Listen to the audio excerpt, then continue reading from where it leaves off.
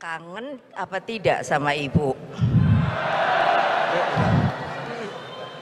Kangen apa tidak sama ibu? Betul.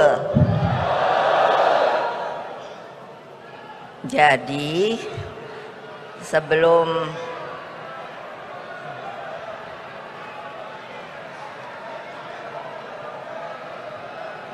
diem dong.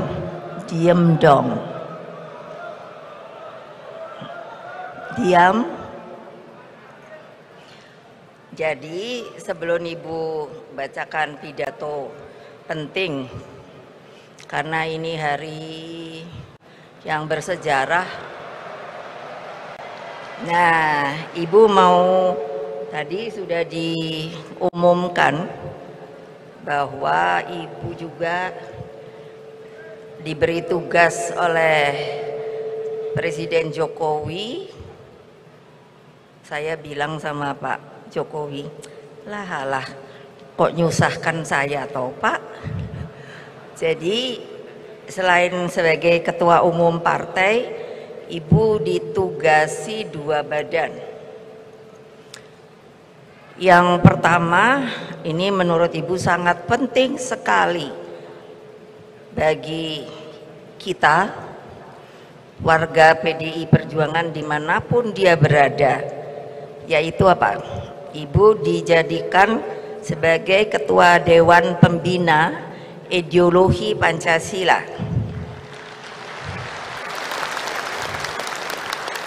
Ini menurut ibu paling berat, karena ketika saya mau dilantik oleh Pak Jokowi, tawar-menawar dulu. Karena saya bilang, Pak, ini meskipun tempatnya di badan, tapi karena ada nama ideologi Pancasila, ini adalah sebuah perjuangan yang luar biasa, Pak. Makanya saya minta sekali, Bapak mesti dukung saya, karena saya hanya sebagai ketua Dewan Pembina, karena kita sudah punya ideologi Pancasila. Nah, nanti mengapa ibu mengintrodusir di sini? Karena nanti saya minta semua harus berdiri dulu, ibu ajari dulu, karena ini ada salam baru selain merdeka, merdeka, merdeka. Jadi begini.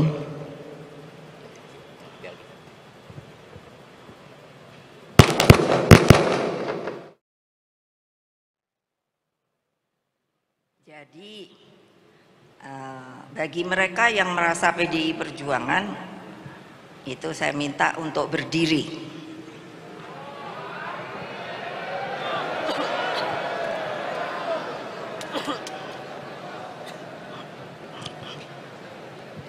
Jangan gerutu loh. Kan mestinya seperti tadi kita sudah lihat Satgas Cakrabuana itu. Kenapa? Kalau tamu merasa tamu ya ndak usah berdiri. Tapi kalau sudah mulai bonding sama PDI Perjuangan, supaya tahu loh, yang namanya mau masuk PDI Perjuangan ini sekarang seabrek-abrek loh. Jadi, nah yang pertama begini ya, ini ada salam. Jadi kalau saya bilang, ibu nanti begini, nah begitu. Kalau ibu bilang salam Pancasila, tapi keras, nah kamu jawab juga, terus juga begini, salam Pancasila. Nah setelah itu, lalu apa? Baru merdeka, merdeka, merdeka. Bisa apa tidak? Nah, siap ya. Salam Pancasila. Merdeka, merdeka, merdeka. Terima kasih. Nah, ibu sekarang duduk. Karena kenapa?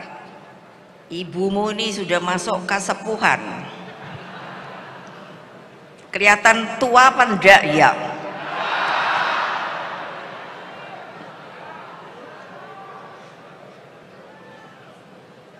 Yes. Kelihatan apa enggak?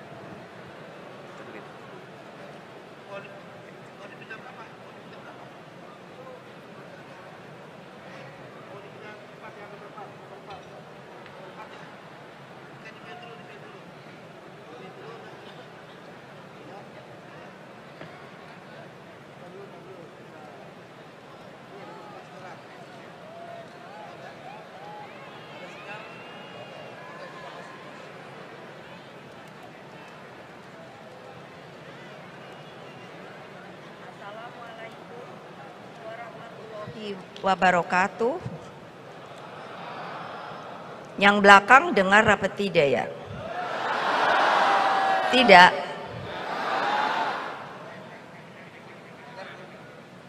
Dengar. Assalamualaikum warahmatullahi wabarakatuh.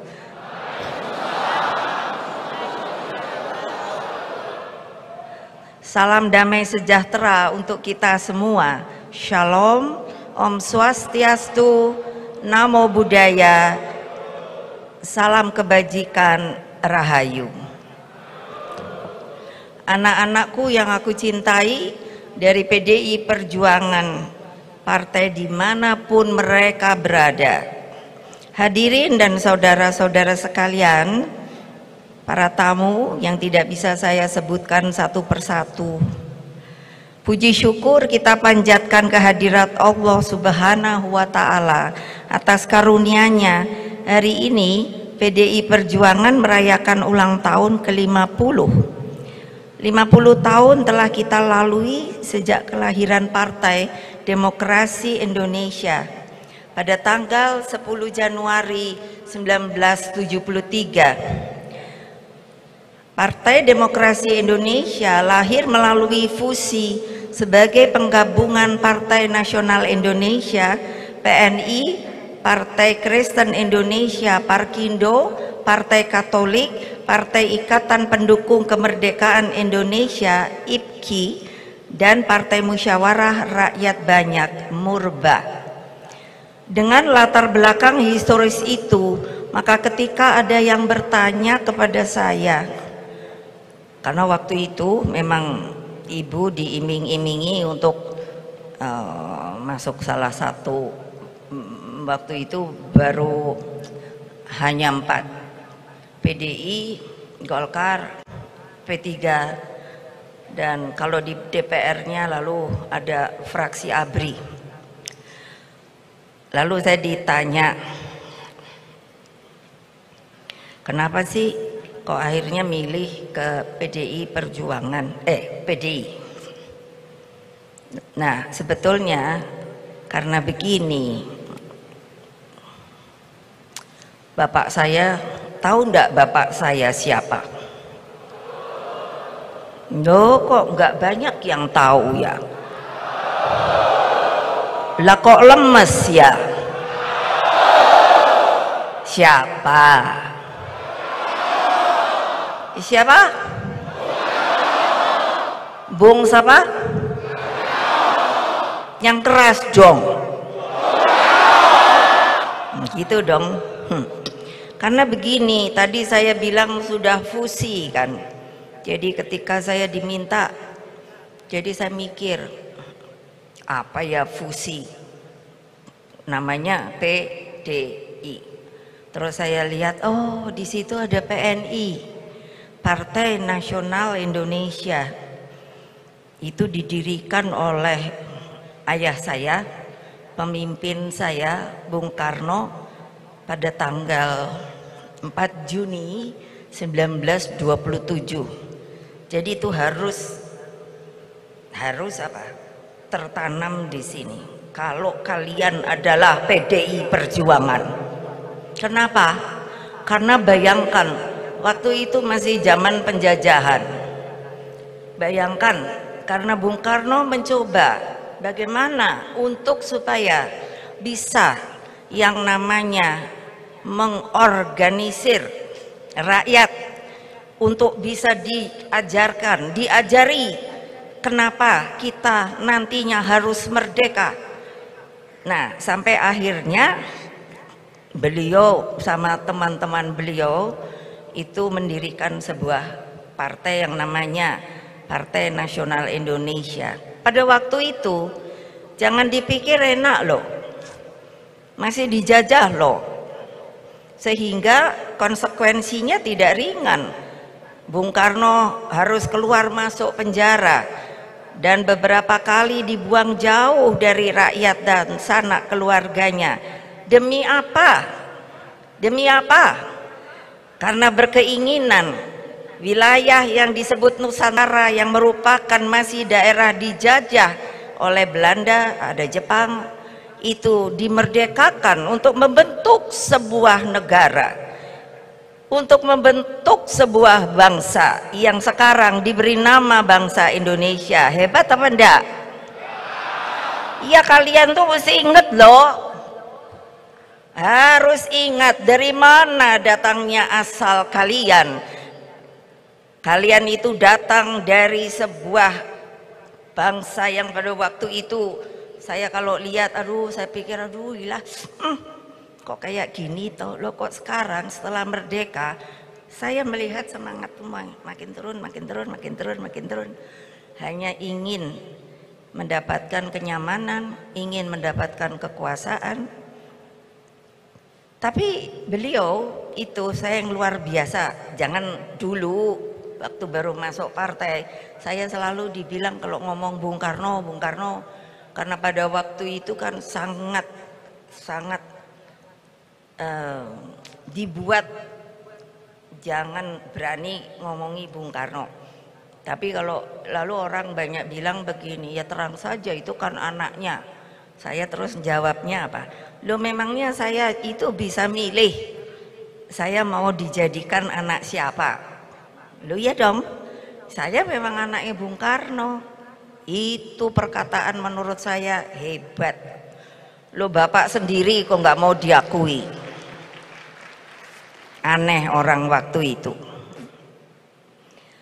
Ya loh, beliau itu terus bekerja tanpa lelah mengorganisir rakyat. Apa toh yo? Mungkin kalau dari yang dari PDI, coba ya, yang mereka ikut saya dari PDI itu pasti ada. Coba berdiri yang ikut waktu PDI, angkat tangan. Tuh kan masih banyak toh. Jangan ragu-ragu kalau ngangkat tangan. Jangan begini, begini.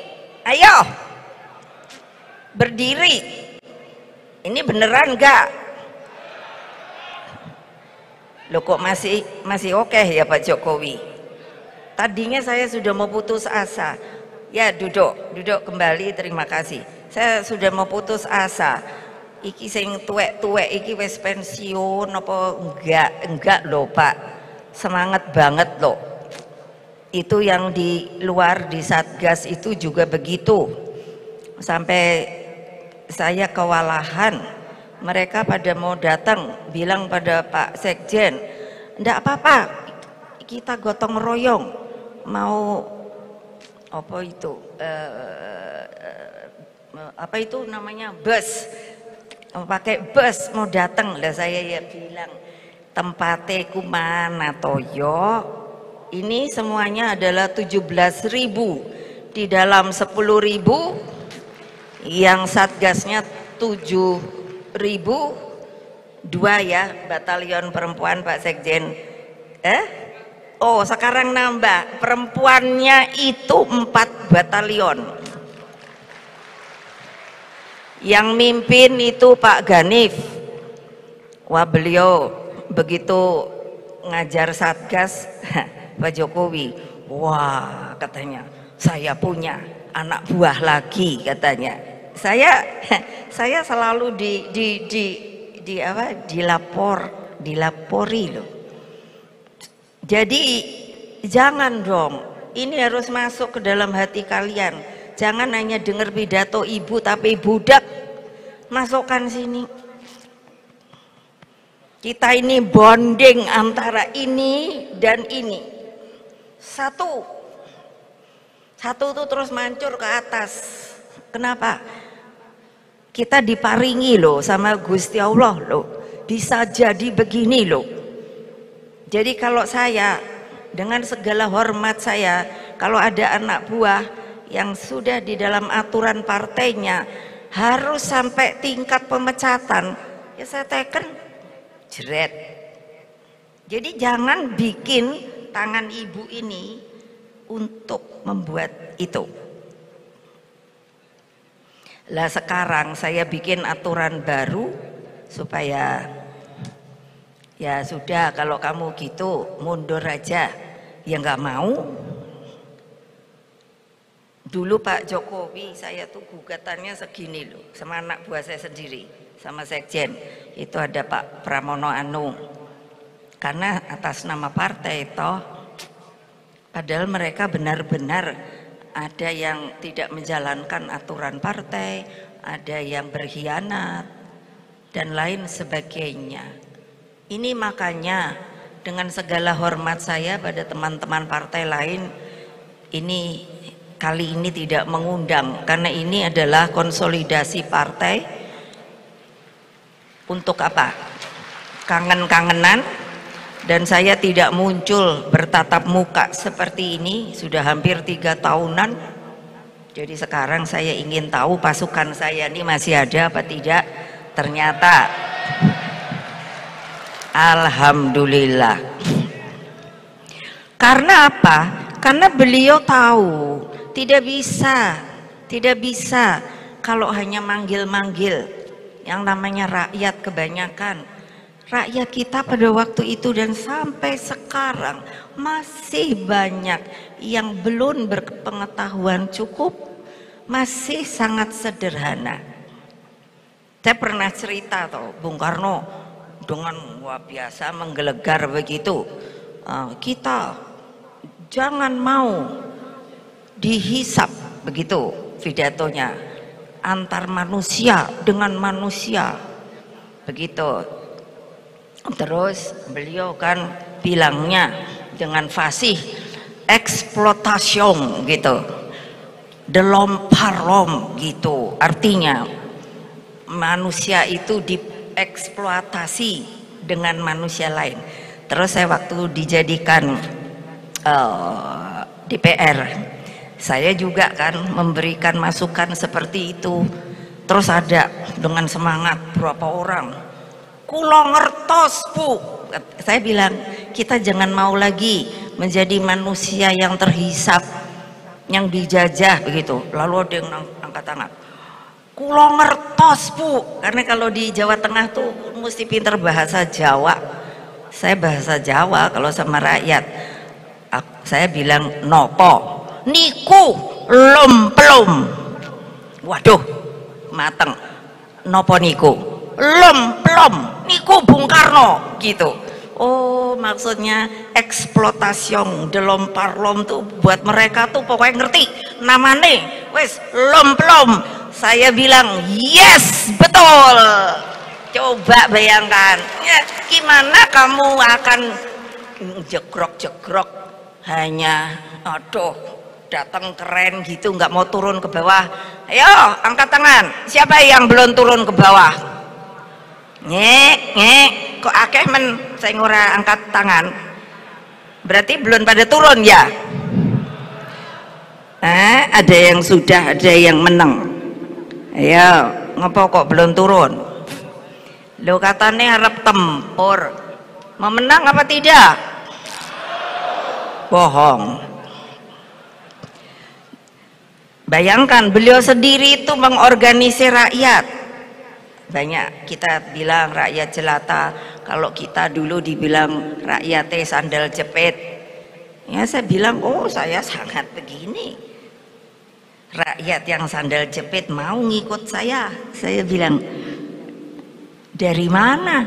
Yang kalau yang ada di elit segala itu udah biasa, tapi kalau rakyat mau ngikut mencari seorang pemimpinnya itu dengan ketulusan hati dia, tidak ada perhitungan sama sekali apakah saya kalau masuk ke partai ini akan menjadi kaya, akan merasakan kenikmatan dan kekuasaan. No, rakyat itu karena melihat saya tahu bonding tulus saya nglosor. Kamu pernah nglosor? Tahu nglosor? Selalu lemes toh, karena berarti banyak yang nggak pernah glosor. Glosor bahasa Jawa tuh duduk mending ditiker, ya saya depro aja yang ngomong Jawa lah aku. Kados pundi panjenengan niku bapak-bapak ibu-ibu lho Bu, bungah kula Bu, ketemu di los aku nangis aku. Dicium-cium, kupikir rakyatku ki koyo ngene toyo. Nah itu bonding, saya cari bonding tuh apa? Menyatunya tuh bukan fisik gitu, terasa ada getaran yang apa ya? Ya kalau ndak turun ke bawah ndak akan merasakan. Lalu mulai hari ini saya untuk supaya gampang ya diingat, saya mencari kata-kata. Jadi saya pikir rakyat itu adalah sama atau simbolisnya akar rumput. Karena saya kemana-mana, ke negara mana saja, kalau saya pergi saya lihat kok banyak ya jenis rumput yang kemana saja ada. Sampai tadi saya cerita pada Pak Jokowi, bayangkan di Jeddah itu saya lihat di TV, itu sekarang tumbuh rumput loh. Karena apa? Gusti Allah maringi hujan, jadi rumput di sana numbuh. Nah, kebayang nggak? Siapa yang suka nebangi pohon? Bener nih, nggak ada. Ngapusi, jangan dong. Tumbuhan itu kan juga diberikan oleh Allah Subhanahu wa Ta'ala yang disebut plasma nutfah. Saya kenapa bisa ngomong gitu? Karena saya juga ditugasi Pak Jokowi memegang sebuah badan lagi, BRIN, Badan Research Inovasi Nasional. Wah, saya kalau itu sih bungah banget. Saya dikasih tugas itu bukan yang tadi ideologi Pancasila, tidak, tapi itu berat. Jadi plasma nutfah itu sebetulnya siapa sih yang ngasih? Ya yang di sono. Kadang-kadang kan lupa ya manusia. Allah menurunkan segala sesuatu yang sangat diperlukan sebagai teman bagi manusia. Itu pasti Pak Ma'ruf tahu dah ayatnya opo. Jadi akar rumput tuh saya lihat tidak menyerah. Kalau saya cabut, saya diamkan, saya lihat pasti ada bibitnya atau apa, tumbuh lagi. Saya bilang ini luar biasa ini. Jadi saya bilang akar rumput, bukan rumput saja, akar rumput, dia akan diam kalau sedang diinjak dan lain sebagainya. Tapi begitu sudah merasa leluasa, merdeka, mereka tumbuh lagi dengan subur, bisa memberi makan sapi, kambing, apalagi lah mbok mikir toyo pada musim apapun. Nah itu luar biasa. Jangan berhenti. Makanya kalau kita menengok rakyat, cobalah sebenarnya kamu tuh punya apa sih ya, mbok lihat gitu loh. Banyak yang masih berada di dalam ukuran dari sisi ekonomi itu yang berada di bawah. Bu Risma pernah bilang sama saya, Bu Risma kalau datang ke saya pikir kita mau ketawa-ketawa, nggak nangis. Bu, iki piye to yo Bu yo, iku ternyata kok kemen yang soro Bu, nangis ya. Saya nangis no, karena saya ya perempuan.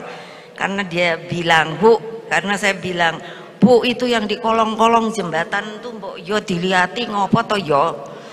Pokoknya kalau mereka itu tolong dong diangkat, ditaruhlah di tempat yang lebih sewajarnya. Ini di Jakarta nih banyak loh. Ayo, mana angkat tangan dari DKI, angkat tangan. Kurang kelihatan. Berdiri, angkat tangan. Berdiri, angkat tangan. Nah, ayo, mau lihat kesengsaraan yang ada masih di ibu kota Republik Indonesia. Duduk. Coba dong, apa kalian nggak punya perasaan ya? Kalian nggak punya rasa iba ya? Hah? Yang dipikir hanya bagaimana saya mau kaya, bagaimana saya mau jadi ini, tapi terus itu untuk berkuasa. Nah, kalau itu maaf dengan segala hormat, lebih baik mundur dari PDI Perjuangan. Tidak ada guna. Tidak ada guna.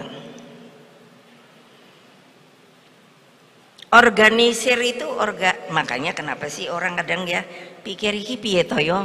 Kita udah jelas organisasi kita adalah organisasi partai politik. Organisasi itu datangnya dari organ. Tahu-tahu organ, badan kita ini semua juga terdiri dari organ. Gampangnya ngingetnya gitu aja dah. Kalau ketua umum adanya di mana? Di sini. Jadi pusing otaknya. Pak Jokowi sebagai presiden di mana? Ya di sini. Mikiri iki ngopo to yo? Yang namanya rakyat ki kok cek akeh sing kurang beruntung gitu. Nah, ini apa? Nah, kalau Pak Hasto di mana? Ayo, di sini. Karena pikiranku tak bilang sama sekjen. Kamu bilang, pikir sama DPP saya. Itu semua ini kan organ ya. Jadi kalian ada anak ranting loh. Anak ranting tuh mungkin kuku loh. Kuku wili-wili nih loh. Jadi kamu bisa nanti sampai rumah kok ibu bilang kita nih organisasi. Semua pakai sasi-sasi karena ya sebagai sebuah apa ya kayak lembaga gitu. Ya toh apa ya kalau sasi-sasi itu coba nanti dicari. Jadi gampangnya untuk ingat kalian itu bayangkan kalau ibu pusing nggak bisa mikir macet karena apa mau ngangkat tangan kan dari sini angkat tangannya nggak iso kalian nggak bisa kerja jadi semua ini harus bonding menyatu. Jadi kalau saya kasih instruksi jangan hanya sebagai kertas tapi dijalankan. Sekarang saya sedang melakukan hal pemantauan. Nah, supaya hati-hati. Saudara-saudara sekalian, anak-anakku yang kucintai. Jadi yang namanya saya masuk tadi itu sebenarnya karena ngikuti PNI. Jadi kalau dilihat sebenarnya itu kan 50 tahunnya dari PDI ke PDI Perjuangan. Jadi saya waktu itu ikut hanya sebagai batu loncatan karena di sini masuk PNI. Saya mikir enggak. Saya sumpah loh sama bapak saya. Saya bilang, Bapak, saya minta restumu, saya mau masuk partai politik. Dulu keluarga Bung Karno tuh dijegal loh, nggak boleh. Pokoknya cerita pendeknya gitu. Sekarang Toto ditawari. Saya bilang saya akan masuk. Saya minta restu kakak saya tuh di situ mana dia tadi ya? Ada. Nah itu minta untuk bisa hadir. Nah, saya minta restu sama beliau dan saya sumpah sama bapak saya, Bapak, saya masuk tapi ke Partai Demokrasi Indonesia, tapi yang saya jalankan adalah ketika kamu membentuk Partai Nasional Indonesia, nanti Bapak lihat apakah berhasil apa tidak. Berhasil, tapi apa? Ya, itu tadi saya nanya, sing dulu ikut saya PDI, apa masih ada? Ternyata masih banyak, udah tua-tua. Di sini kalau saya ingat tadi Komandan Satgas, Iko Komarudin, di wonge, mana orangnya? Nah itu, oh zaman dulu galak dia, susah diatur. Ya, Komarudin itu. Jadi saya tahu enggak, zaman dulu ibumu ini dikasih nama Ratu Preman. Loh, saya sendiri kaget loh Pak, karena enggak tahu ya, karena polisi bantuin apa gimana. Di mobil saya itu ada apa namanya itu, yang polisi itu loh, apa namanya ya, jadi bisa dengerin gitu loh. Tiba-tiba gini, boleh ya cerita, keluar nih dari pidato, makanya saya nggak mau pakai tamu-tamu yang lain supaya ngobrolnya, instruksi saya memberi semangatnya nanti enak. Masa gini pagi-pagi nih dari rumah saya mau ke kantor, Pak Toto kan saya ada pengawalnya, terus bilang ada gini polisi gitu, apa sih panggil, pokoknya bangun, kan ada yang pakai 86 tuh apa namanya gitu kan, bangun gitu, kamu pada udah siap apa belum gitu, 86 gitu. Aku inget, loh kenapa, tapi ya kita udah siap. Terus yang sebelah sana nanya, apa di sana semut-semut merahnya sudah berdatangan?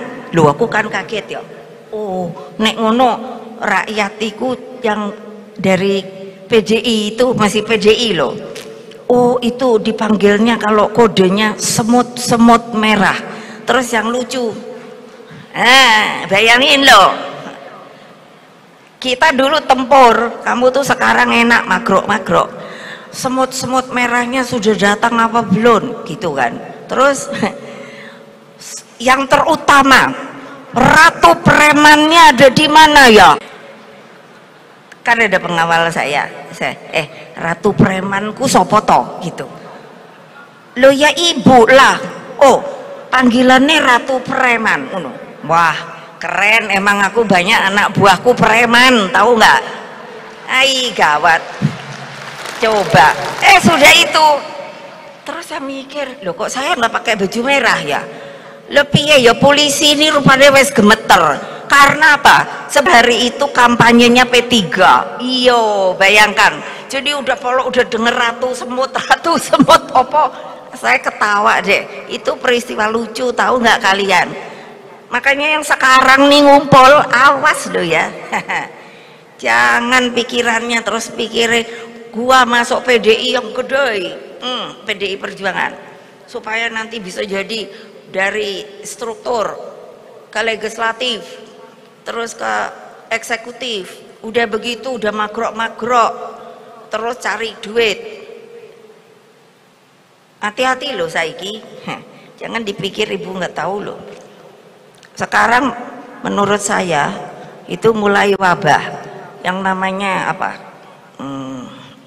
korupsi berjamaah. Awas loh, dipikir ibu nggak tahu. Hati-hati loh. Aduh, dulu itu bayangkan toh, sejarah PDI waktu itu memang berliku, seperti apa ya, mau turun ke bawah aja itu benar-benar sulit loh, kan mesti minta izin ya sama polisi lah, sama inilah gitu. Banyak anak-anak itu yang katakan ditangkap loh sama polisi. Ini cerita dulu. Kalau sekarang kita sama polisi udah temenan baik. Iya, lo anak-anak iku kok yang ngopo tau, orang kecil-kecil gitu loh. Jadi ketika saya turun di Jawa Tengah, ini yang saya ingat untuk mengetahui, waduh aku turun ke Jawa Tengah ki piye carinya yang namanya rakyat yang akan terorganisir. Suatu ketika saya dibilangi ada seorang tua, Ibu kalau panjenengan bisa datang ke rumah saya, apakah ibu mau? Mau Pak, nyuwun tolong, saya memang ingin banyak dikenalkan. Masuk itu ada 50-an orang, laki-laki tua gitu, sederhana sekali, pada diam gini. Aku mikir, waduh nek iki dadi anak buahku piye iki, wis tuwek-tuwek. Ya, tapi setelah beliau, ibu ingin tanya, ingin tahu ibu ini benar tidak adalah putrinya Bung Karno. Saya bilang, betul bapak-bapak, saya adalah anak kedua, putri pertama dari Bung Karno. Itu yang tadinya duduk begini, itu langsung gini. Dan ininya yang saya nggak akan lupa, matanya langsung berpendar-pendar. Jadi saya tanya pada yang mengundang, mereka tuh siapa toh Pak gitu. Menika Bu, orang-orang. Nah, orang-orang dari PNI, kami menunggu. Aduh, kalau ingat mau nangis melulu. Jadi ibu nggak usah susah payah mikir, kita akan bantu terus. Itu mengapa pada waktu pertama saya turun, DPR-nya itu langsung dari 27 100% jadi 54. Kenapa? Karena saya turun ke bawah. Saudara-saudara sekalian, siapa yang tidak mau turun ke bawah, apa boleh buat? Apa boleh buat? Karena hanya satu-satunya cara untuk bisa mengumpulkan yang namanya rakyat. Mereka itu banyak yang tidak mengerti bahwa rakyat itu ada yang disebut massa mengambang. Belum mengerti mereka mencari, tetapi bagaimana mencarinya? Itu sebabnya Bung Karno membuat Partai Nasional Indonesia untuk bisa mengorganisir dengan membentuk tentunya struktur yang kita sudah punya dengan nama 3 pilar. Kalau ini saja sudah beres, sudah bagus, tetapi orang-orangnya masih tidak berdisiplin. 1, 2, tidak punya harga diri. Ya dong. Jadi ibu mesti apa dong? Ibu mesti apa? Ayo jawab sendiri. Ibu mesti apa? Go, akeh sing meneng timbang sing teriak. 1 suara. Ibu mesti apa? Ya. Kenapa? Karena tidak menjalankan instruksi partai. Mau bilang apa lagi? Sekali lagi, tidak menjalankan instruksi partai. Untuk apa ibu kasih kertas dengan tanda tangan ketua umum? Yang paling kelihatan, ibu paling nggak tahu. No, ibu tahu loh. Ibu tahu loh. Sekarang ibu kan lagi udah turun loh. Itu diketuai sama Mas Prananda. Jadi ada tempat pemantauan, absensi mesti jalan. Coba bayangkan, apa yang ibu instruksikan harus dijalankan. Lo instruksi ibu tuh sebetulnya nggak susah loh, dan selalu harus turun ke bawah. Kalian mau jadi lagi nggak sih yang namanya legislatif sama eksekutif? Berarti kalau menang baik akeh sing nggak kepingin nih, iya toh? Lah orang ini nggak jawab serempak, mau apa enggak ya, tapi sebetulnya nggak ada cara lain, turun ke bawah nemu itu Pak Jokowi aja. Dulu saya bilang sama beliau waktu Jokowi pertama bilang, Pak taruhan karo aku Pak, ini nanti akan terbayar mudah-mudahan. Kenapa? Bapak kalau keliling itu nanti boleh tanya sama saya, Ibu udah pernah ke situ apa belum? Alhamdulillah skorsnya sampai ini saya masih menang. Ada daerah-daerah yang belum didatangi. Saya suka tanya sama Pak Pram. Aku bilang, Pram, aku cek menang Pram, menang wae Pram, ojo dikandani Pram. Supaya taruhannya nanti saya dapat Pram. Ya itu kenapa? Beliau itu coba bayangkan, wah kesana, ntar kesono, anak buahnya kalau saya lihat udah pada kelengar semua, ngene kabeh ngono. Itu namanya pemimpin loh.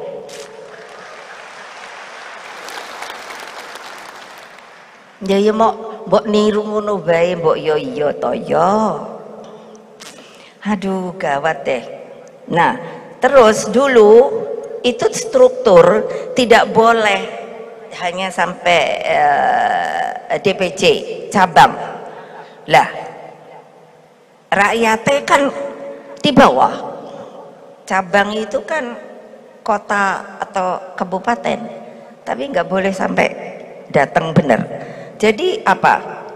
Saya bentuklah yang namanya Korcam, itu asalnya. Dan itu saya jalan sendiri karena susah banget, orang pada takut, mana ada yang mau PDI-an. Jadi kalau ada dua lucu, saya suka terkenang pada Pak Mangarasiahaan yang membantu saya, sering saya nelongso gitu.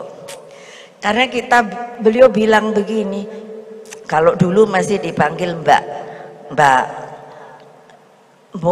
mana mungkin sih, kan mesti ada reng-rengan, masa baru dua aja udah namanya sumpah jabatan. Udah lantik aja, ntar yang dua ini kita tugasin suruh nyari orang, nanti yang lainnya lagi kita lantik lagi. Oh ya betul juga ya, kapan mau cari orang, aku bilang Mangara, ini terobosan supaya dari situ kita bisa menjangkau benar, akses ke yang namanya rakyat bener, akar rumput yang di bawah. Itu terbentuk karena apa? Karena mereka mendengar saya, itu bonding. Ada mungkin karena takut, belum tentu. Ngapain ngikuti Bu Mega, orang dicari polisi, dicari intel pombo. Pikirnya dulu enak, hehe, enggak lah. Tapi ada ya, coba siapa yang masih seingat saya masih ada tadi Komarudin, ini NTB, Rahmat masih ada enggak? Oh ada tuh kan. Terus tunggu dulu, saya suka sekarang jadi mulai lupa. Ini si gerombolan. DPC Solo, Rudi, ono pora, ndi wonge, ada. Itu Pak Rudi itu sampai hari ini itu urusannya itu maunya berantem melulu. Dulu tapi memang benar preman loh. Saya bilang ya nggak usah kamu merasa kecil hati, orang itu cari apa namanya itu kehidupan. Sini Mas Wo, saya yang suka nangis ini kayak gini aja mau nangis. Ada supir truk, dia bisa jadi bupati karena dicintai rakyat, namanya Tasdi.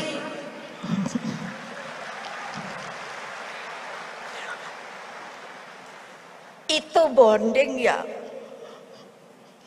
Jadi kamu kalau nggak bisa mengerti yang ibu maksud, jangan ada di PDI Perjuangan, jangan, lebih baik pindah. keluar. Karena di kita yang diperlukan adalah sehati. Jadi makanya kenapa yang namanya ininya tadi genggam tangan persatuan itu kalau nggak bonding rasanya ya anyep, nggak ada guna segini banyak. Saya lebih baik seperti dulu kecil tapi militan. Di Sukolilo itu kemarin saya di apa namanya, di interview sama Kompas khusus. Saya padahal biasanya males diwawancara karena saya suka bilang gini, kenapa sih jurnalistik sekarang suka mau nulis seenaknya apa yang dia tulis.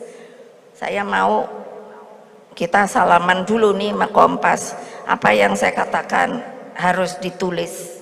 Itu ada namanya kode etik jurnalistik. Kecuali kalau sudah tidak ada saya tidak tahu. Maka demokrasi kita itu menjadi demokrasi yang namanya demokrasi liberal. Banyak orang mengatakan itu kan demokrasi. Yes, tapi apa demokrasi kita? Apakah mau demokrasi liberal lagi ala barat? Saya tidak setuju. Tidak setuju. Demokrasi kita adalah demokrasi Indonesia. Kita dulu punya musyawarah dan mufakat. Nini mama kita mengatakan hal itu, melakukan bagaimana untuk bisa bekerja dan memutuskan. Ayo, nanti kalau kayak gini, wah ini topik langsung dibully, wek. Loh, memangnya pembulian itu sebetulnya memangnya budaya kita apa ya? Heran loh saya. Ai gawat deh. Nah baru toh sekarang sampai pengurus, sampai anak ranting. Nah bayangkan itu tadi saya sebut kongres luar biasa kayak apa di Sukolilo. Waktu itu anak-anak yang ada di situ hanya satu pertanyaannya sama saya, Mbak, karena belum ada panggil ibu, Mbak, kalau terjadi sesuatu di arena kongres ini, apakah Mbak akan pergi? No, saya tetap bersama kalian karena saya adalah utusan. Ngene bae nepoke ora semangat. Masa nepok tangan aja harus disuruh? Itu artinya hatimu tidak bergerak. Yang saya maksud tadi antara ini dan ini sebetulnya harus jadi satu. Ya kalau memang senang ya tepuk tangan, kalau nggak senang ya nggak usah gitu loh. Masa semua komando itu apa namanya? Saya nggak mau saya punya anak buah kayak ngono. Jadi apa? Jadi sekawanan bebek ngono angsa opo siji merono kabeh merono gitu ya enggak lah. Sampai ini Sukolilo nggak usah dipanjangin ceritanya, banyak banget peristiwa gambir serangan kantor yang disebut Kuda Tuli 27. Lah saya tuh yang bingungnya gini ya, waktu itu kan saya tuh mikir loh, kita nih sah loh kok sampai diserang ki ngopo to yo. Coba pikir ayo Pak Jokowi, bingung loh saya sebenarnya, bingungnya ini toto coro apa ini. Loh iyalah, saya dibawa polisi, ditanyai segala macam, dibawa ke kejaksaan. Waktu itu nanti dibaca di Kompas saja, itu saya ceritakan ada peristiwa lucu lah. Cuman yang saya mikir, sampai saya waktu itu bilang sama kejaksaan, Pak, dari jam 8 pagi loh Pak, sampai ini udah jam 8 malam saya masih ditanyai. Dan pertanyaannya itu, kalau pertanyaannya oke yo, enggak, itu baik bolak-balik. Akhirnya saya bilang, lah saya kan punya suami, punya anak toh Pak, kalau memang mau ditangkap sini bacain BAP-nya. terserah apa yang ditulis, hanya satu saya bilang, saya nggak mau kalau dibilang komunis karena saya nggak pernah ikut, aku bilang. Nah gitu dong. Lah iya loh, enak baik. Tapi kalau saya dibilang Soekarnois, yes, ya gitu dong. Mereka pada gugup semua. Oh enggak bu, nanti ibu kita antarkan emoh. Ntar saya dilihat tonggo katanya tersangka. Ya emoh lah, pulang dewe wae. Gitu loh. Itu apa? Pemimpin gagah berani. Benar apa enggak? Nah iyalah, melempem kayak gini yang enggak lah. Emoh aku.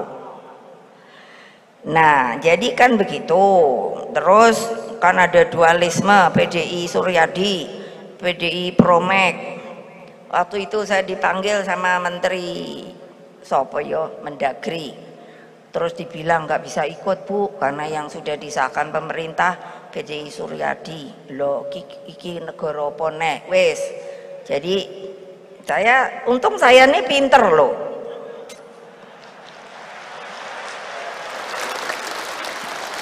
Jadi kalau saya mau mejeng, kan sekarang tuh apa sih namanya?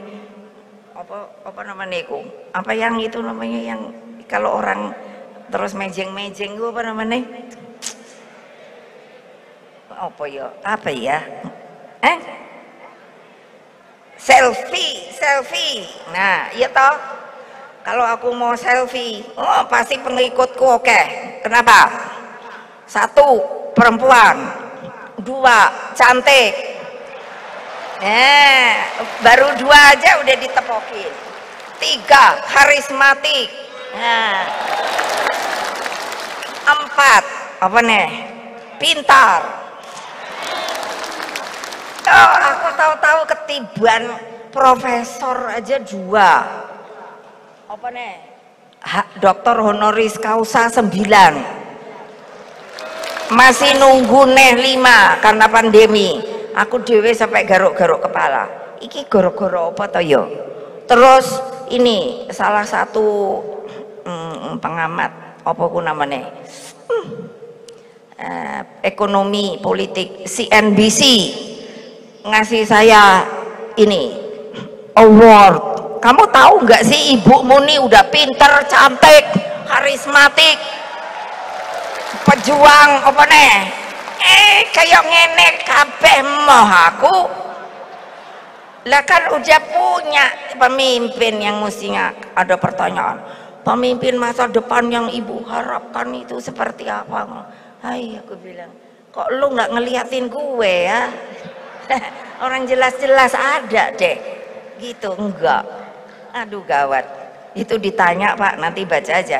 Untuk Bapak kan bilang 2045, walala. Saya pikir 2045 gitu. Padahal saya sendiri, PDI Perjuangan menggalakkan program stunting loh Pak. Mbok saya dikasih bintang toh yo. Pak Jokowi gue ngono lho, mentang-mentang. Lah iya, padahal Pak Jokowi kalau nggak ada PDI Perjuangan juga, aduh kasihan dah.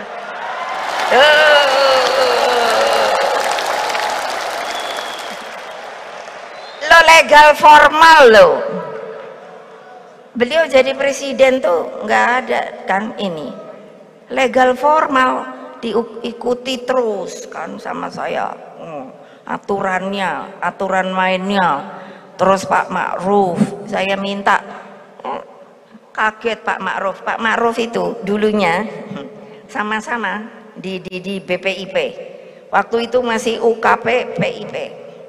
Terus setelah itu yaitu ada Pak Mahfud tuh, saya lihat tuh, mana dia tadi ya, ada deh. Nah itu terus saya bilang gini kan, Pak Jokowi, saya bilang Pak Jokowi, Pak ntar kalau ini saya minta izin untuk pendamping Bapak itu Pak Ma'ruf ya gitu. Saya bilang sama Pak Ma'ruf kan, terus bilang Pak Mahfud diambil sebagai Menko Polkam.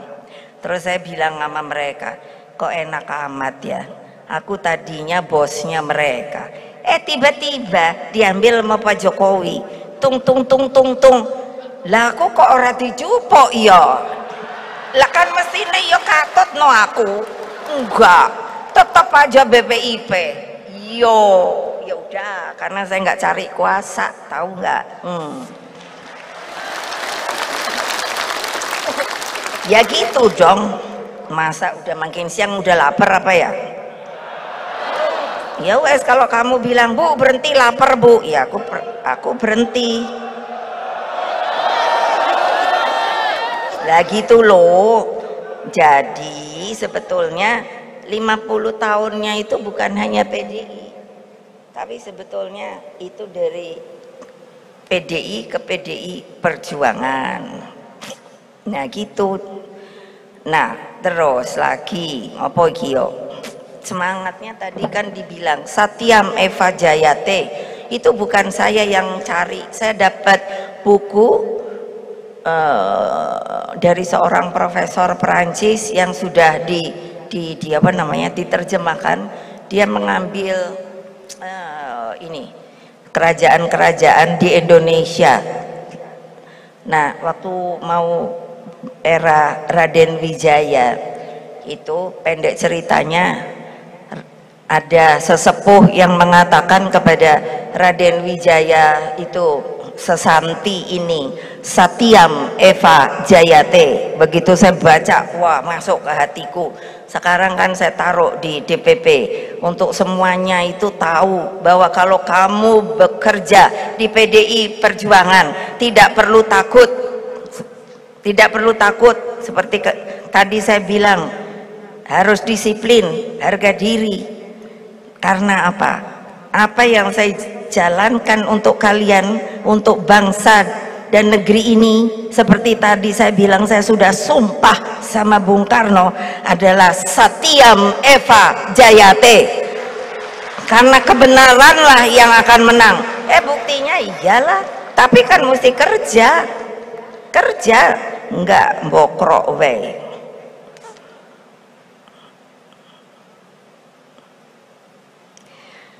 Nah jadi tadi Satgas, Satgas itu tadinya mau datangnya banyak.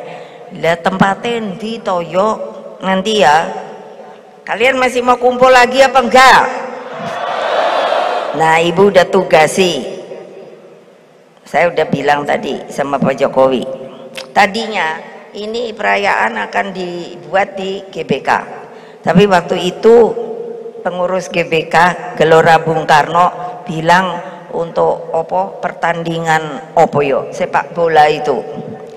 Akhirnya kita dapat di sini karena tadinya maunya di GBK.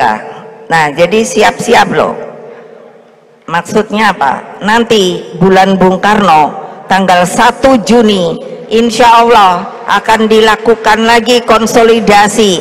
Itu diadakannya di Gelora Bung Karno. Nah awas ya, kalau nggak siap-siap sama udah aku punya pemantauan ini kerja itu nggak kerja gitu-gitu loh, hati-hati dah. Nah dengan itu makanya kita ini apa sih kekuatan realnya PDI Perjuangan tuh apa toh?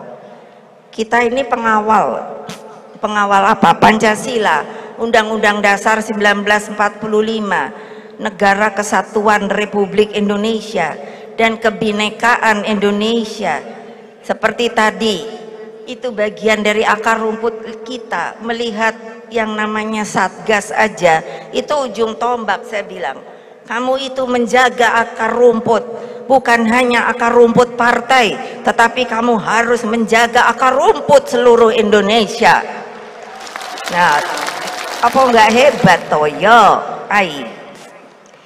Makanya temanya itu genggam tangan persatuan. Kalau satu aja nggak bisa gerak, bisa. Nih, ibu gini. Nih kalau sakit umpama nih, ngene bae. Apa ini genggam? Enggak lah, bisa njupuk opo. Ini 5. Udah tahu tangan kita kok diberi 5. Itu kan Pancasila. Jadi kan genggam itu kan enak gitu loh. Palu Godam gitu. Jadi itu perhebat jiwa gotong royong. Ya, kita ini bisa begini bener loh, karena gotong royong loh. Gotong royong loh. Mana sih ya, saya suka lihat gitu. Kipi ya toyo. Rasa kegotong royongan tuh itu tadi bonding loh. Ndelok wong sakit ngono. Mbok ya PDI Perjuangan tuh ya bilang gitu. Itu ada yang sakit gitu. Yuk rame-rame digotong yuk ke rumah sakit gitu. Itu sudah namanya itu ikhlas loh. Jadi kita tuh gitu gampang kok.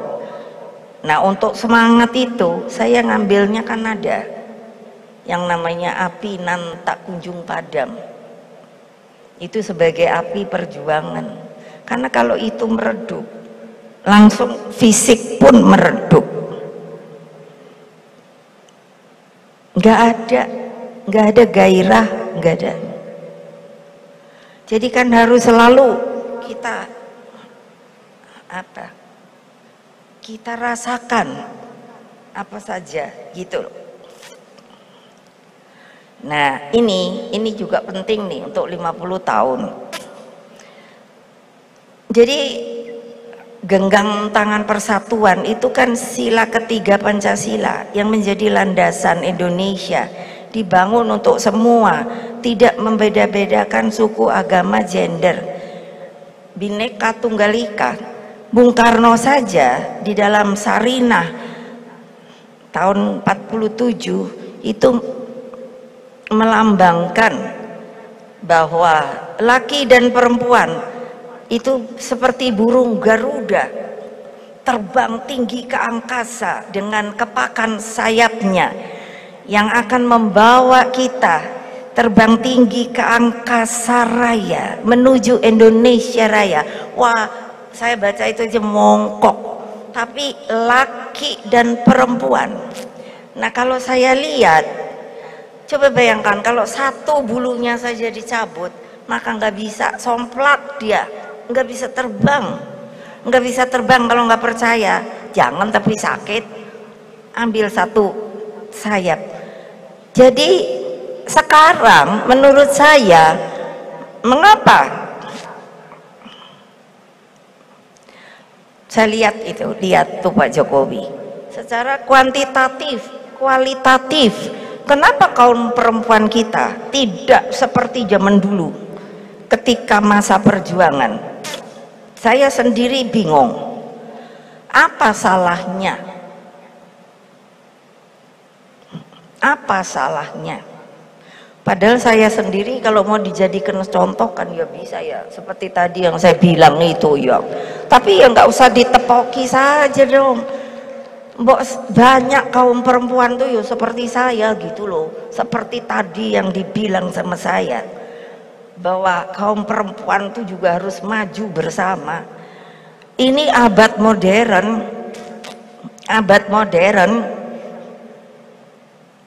kita sudah menjadi orang merdeka, kita bisa berbicara sesuai dengan budaya, seni budaya Indonesia. Tapi kenapa yang namanya kaum perempuan sepertinya masih satu dari budayanya itu sepertinya adat dan lain, pendidikan dan lain sebagainya, masih seperti begini. Dia sendiri belum merasa seperti tadi yang saya katakan, harga diri, bahwa dia mempunyai kekuatan yang sama. Saya pernah disuruh wawancara waktu itu oleh Angkatan Laut ketika meluncurkan kapal dulu yang Bung Karno bikin, Dewa Ruci, kalau ndak salah namanya sekarang Bima Suci Pak. Ada lagi yang baru. Jadi waktu itu saya juga diminta untuk mendukung Ratu Kalinyamat menjadi pahlawan nasional. Saya bilang, "Sip, oke. Why not?" Nah, itu saya sampai tanya gini, Bapak-bapak, kalau kalian merasa kaum perempuan itu kekuatannya kalah sama kaum laki-laki. Sorry, udah pernah bapak-bapak dengar ada bapak yang melahirkan? Nah ayo saya tantang, aku bilang bukan akan jadi keajaiban dunia, enak baik kene kon manak terus. Tapi kalau udah anaknya nggak diurus, ayo Pak Muhajir Menko tolong. Lo iyalah, heran aku. Ini Bu Retno itu Menlu, saya nyuwun banget sama Pak Jokowi loh. Saya mau Menlunya kali ini perempuan. Nah, itu Mbak Retno itu, yo iso kok, iso, can speak English kok. Karena banyak kadang iku iso ora ta ya cara Inggris, emangnya kenang apa ya kalau boleh nggak usah bahasa Inggris gitu loh. Saya dengar di radio katanya anak Indonesia sekarang, waduh Pak, sudah fasih berbahasa Inggris. Tidak diomongkan apakah dia fasih berbahasa daerah. Katanya yang nomor 1 Jakarta sama mana gitu yo. Ya bukannya nggak boleh, nanti saya dibully Ibu Mega ini kurang pinter. Ya tapi kan dia mestinya tahu juga dong bahasa Indonesia yang fasih, terus bahasa Jawa. Dan saya dengar juga bahasa daerah itu sudah, ya karena BRIN toh, saya mulai dah suruh bongkar-bongkar. Itu bahasa daerah yang sudah punah sudah ada loh Pak. Padahal mestinya menurut saya ini sedang saya aktifkan untuk dicari literaturnya atau segala apa gitu. Nah kenapa? Itu ada Pak Nadiem. Mbok iya selain speak English gitu ntar Ibu Mega dibilang norak deh Bu Mega, bahasa Inggrisnya kayak Jowo gitu kan. Kalau ada yang gitu, kalau bahasa Inggris atau bahasa menunjukkan bisa bahasa asing ya nggak apa-apa gitu loh, tapi bahasa daerah tetap dipertahankan lo. Iyalah ya, buktinya saya waktu ke Jawa Tengah, mateng aku Jawa Tengah. Untuk Jawa Tengah aku bisa coro Jowo. Coba kalau Jawa Tengah Indonesia melulu nggak gatok dah. Piye arepe ngomong saya? Kula menika gitu loh. Kula menika. Terus bingung dhewe aku karena ini mesti Jawa yang tinggi apa Jawa yang ngoko. Terus kula menika. Jadi kalau habis malam saya sambil mau tidur tuh bahasa Jawa deh kayak orang gila. Jadi kalau mau mengutarakan apa yang saya inginkan gitu loh. Kan terus bahasa Jawa itu ya orang Jawa lama-lama saya tahu loh. Kalau bilang inggih itu pakai nada. Kalau inggih gitu ya kan kayaknya aduh ayu alus gitu. Tapi tar dulu ada yang inggih gitu. Tadinya saya nggak ngerti toh, pokoknya inggih. Ternyata enggak. Kalau inggih itu beneran. Tapi kalau inggih ngapusi. Hai gawat dah. Itu turun ke bawah tahu gak? Ilah. Kah nggak akan tahu. Iya gitu. Oh bahasa ya iso ngene to ya, aku bilang. Oh padahal halusnya bukan main. Tahunnya ngapusi. Tahu nggak? Zaman dulu aja yang namanya jadi ratu-ratu tuh banyak loh. Lah kok sekarang melehek semua toyo? Melehekku tahu pora toyo. Perempuan tuh maunya sekarang menurut saya. Ntar aku dibully yo benda dandan melulu. Kan makanya iklan kosmetik itu kan makin oke yo. Ntar ono pupur apa penghalus kulit. Terus aku mikir, oh ini aku bisa pakai juga ya. Aku ngocok. Ngapain beli ya, orang kulitku ya wis halus kok. Keren nggak? Udah nanti untuk ini opone menghaluskan kulit. Wah, macam merek. Wah, pokoknya apa-apa. Lah saya terus bilang, lah apa ya gituan melulu sih yang dipikirin. Sampai anaknya stunting itu loh Pak Jokowi, itu juga masuk loh urusannya. Ibu-ibu itu sekarang, maaf, jangan saya dibully karena benar. Saya dulu ya masak loh, tapi anak saya kan keren-keren tuh yo. Cobain, wah ganteng-ganteng, cantik-cantik. Itu ada 2 cucu saya. Ayo berdiri coba. Nih, ayo, jangan malu. Nih, no, ini putra putrinya Mbak Puan. Mereka kenapa mau ikut? Karena katanya mau tahu kalau masuk politik itu gimana. Nanti boleh nggak panggil saya Mumu? Mumu kalau saya mau masuk politik boleh nggak? Sip. Nah, gitu dong, duduk sayang. Gitu.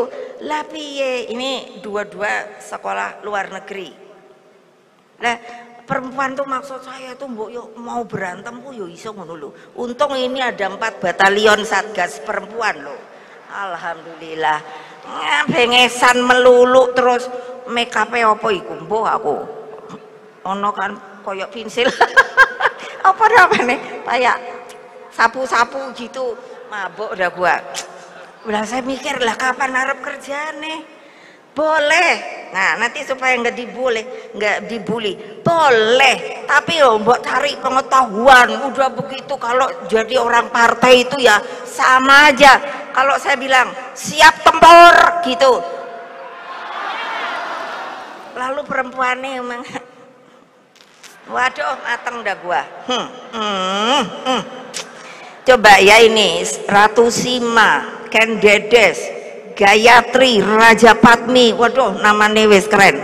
Tribuana Tunggadewi, Laksamana Malahayati. Ini nanti saya dapat gotong royong akan ini tombol untuk sebuah kapal yang saya buat tadi sudah matur sama Pak Jokowi, itu masuk ke sungai-sungai, jadi tidak di laut. Supaya karena saya dengar ini turun ke bawah lagi loh, karena banyak di remote area itu kalau sakit kan gak bisa hanya pakai jalan darat aja, pakai udara kan mahal. Jadi alhamdulillah gotong royong ini akan diresmikan. Nah, Laksamana Malahayati ini laksamana banget loh, baca aja sejarah. Bapaknya dibunuh sama gubernur jenderal, kalau nggak salah Sopoyo lali aku, Cornelis, kayak pakai Cornelis. Terus dianya sama anak buahnya itu dijadikan laksamana menggantikan bapaknya. Itu tarung loh, dibunuh loh gubernur jenderalnya. Apa nggak keren ya maksud saya? Perempuan tuh yo iso koyo ngono loh, bukan artinya saya suruh bunuh, enggak, setara, kurang apa lagi? Sekarang aduh aku lihat di TV, aduh kesian banget toyo rakyatku iki. Suami gaplok istri, nek wes dibunuh, aduh aku bilang ini tenanan pora toyo koyo ngene. Kok yo ngono tuh loh, gimana sih aturannya tuh udah ada loh. Ini ada ibu perempuan sama anak itu loh. Jadi kan lapangannya itu loh Pak Jokowi, aduh gawat deh. Terus Cut Nyak Din, nah itu Aceh, saya bingung loh, kenapa Aceh mengalami kemunduran.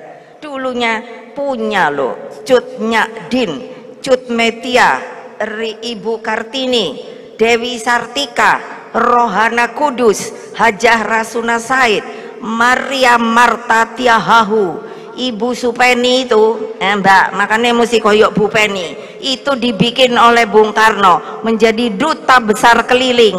Jadi bukan hanya untuk apa, duta besar keliling. Bisa di dunia aja. Ya kalau raja ya itu karena dikasih, dibendung.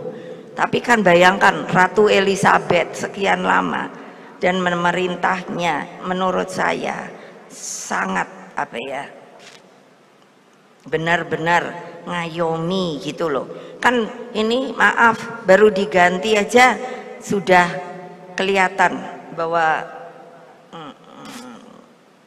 tatanan kerajaan itu sepertinya mulai dipertanyakan. Ada lagi itu Margaret Thatcher terkenal sebagai Iron Lady, Angela Merkel, Christine, ini saya kurang tahu membacanya, Christine Lagarde apa Lagarde.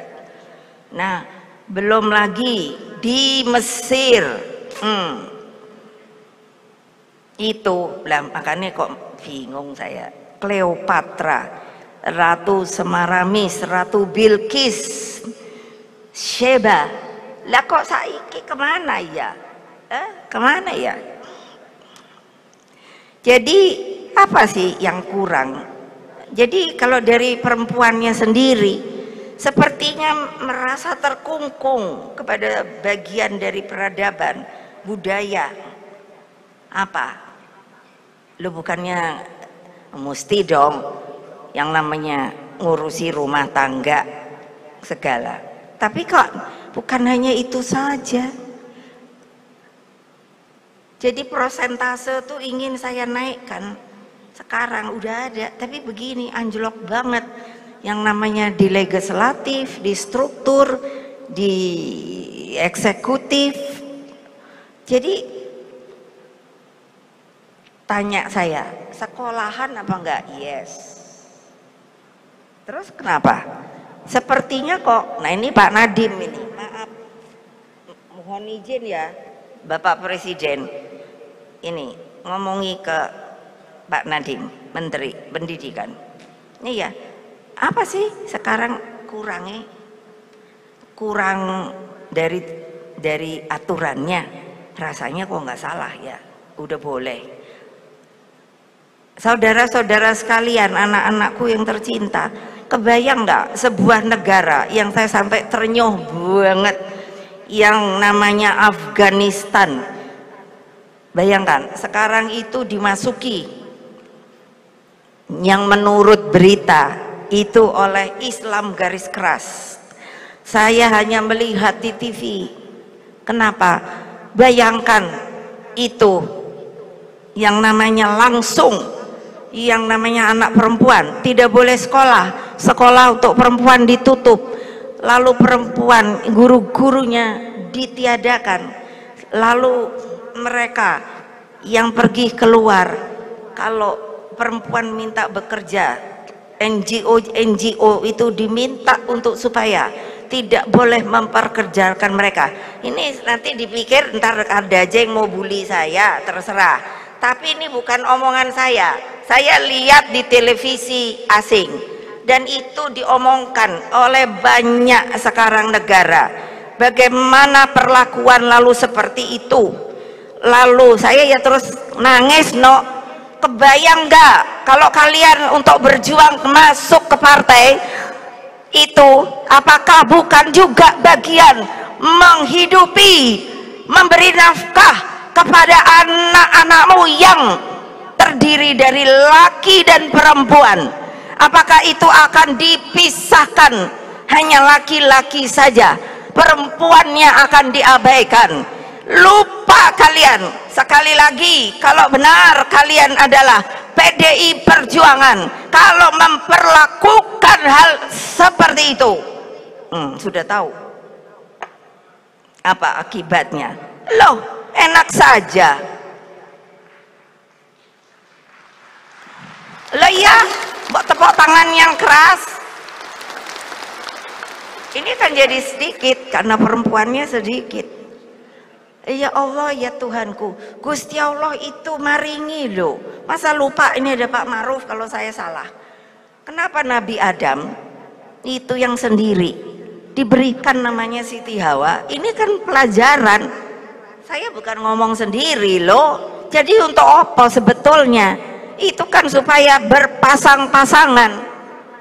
Lah kok sekarang di Indonesia yang telah dimerdekakan, diproklamasikan oleh Bung Karno, yang telah mengatakan bahwa laki perempuan adalah setara, dan di dalam hukum Republik Indonesia, nih saya bacakan kalau salah apa bunyinya, konstitusi loh, amanat loh, segala warga negara bersamaan kedudukannya di dalam hukum dan pemerintahan, dan wajib menjunjung tinggi hukum dan pemerintahan itu dengan tidak ada kecualinya. Hebat nggak? Jadi yang salah siapa? Kenapa kita nggak boleh? Itu aja saya ingin tanya. Kenapa?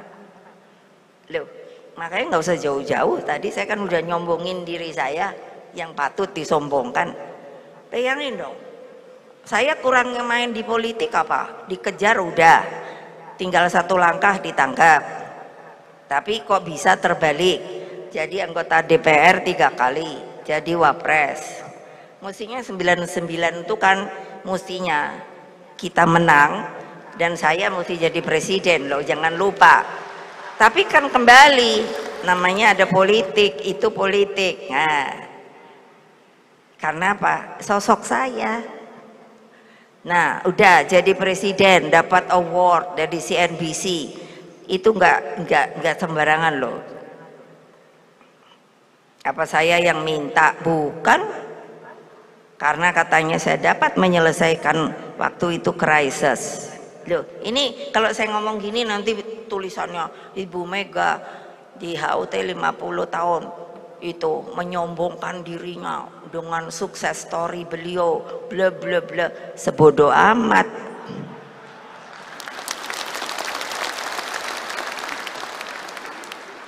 Nah, anak-anakku, seluruh rakyat Indonesia yang mendengarkan saya dimanapun Anda berada, kita masuk dan nih 2023 kan baru mulai.